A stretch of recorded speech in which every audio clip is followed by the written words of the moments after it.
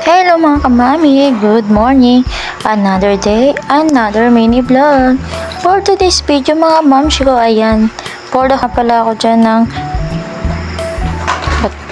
kaldero. Dahil magluluto nga pala ako mga moms ko. At nung time na yan nga pala, kakaunti na talaga yung aming bigas mga moms ko. Naisipan ko talagang gusto ko na lang talaga ilugaw to.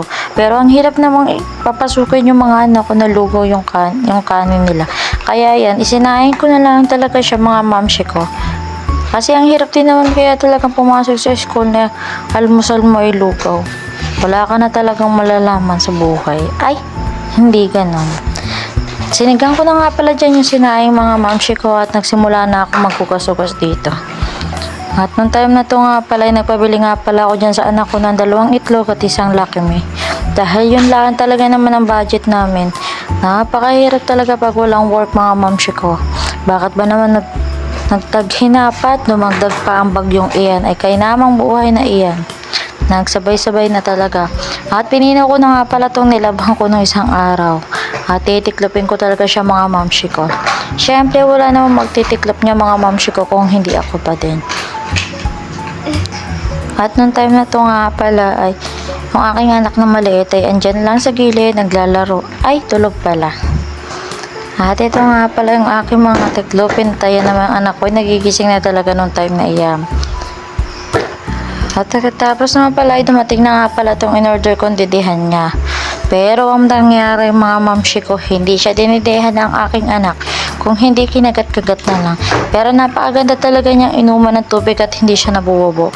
Kaya kung gusto niyo ng ganito sa mga baby niyo, check nyo na lang sa yellow basket ko mga mamshi ko. Andiyan sa pin comment ko ng mga mamshi ko. At tapos ko nga palang magtiklop ng mga damit, ayan.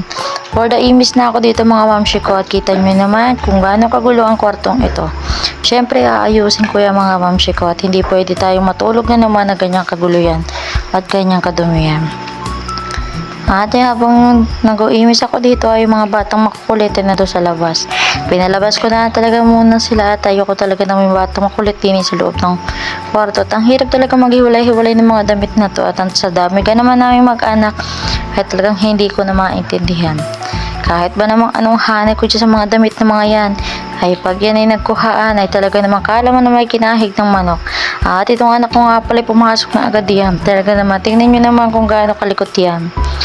Kaya tinan mo kung ano talaga ng time na yan, kumuha na talaga siya ng magpapaglaruan niya.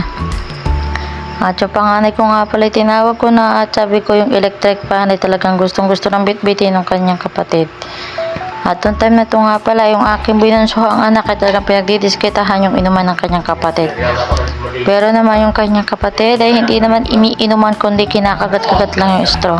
Dahil sa makulit ng batang iyan, ayan, nandyan na naman siya para manggulo sa aking mga tiniklop.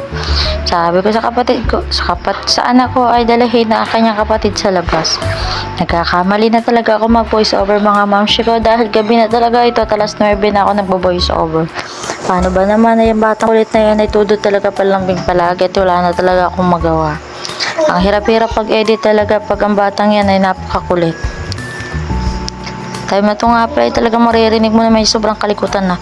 Pag na nga pala ako dito na po mga mamshi ko, syempre magsisimula na tayo maglinis. At talaga naman. At in time na ito nga pala may dumating pa ako isang parcel. Ito nga pala yung shampoo mga mamshi ko, napakabango niyan.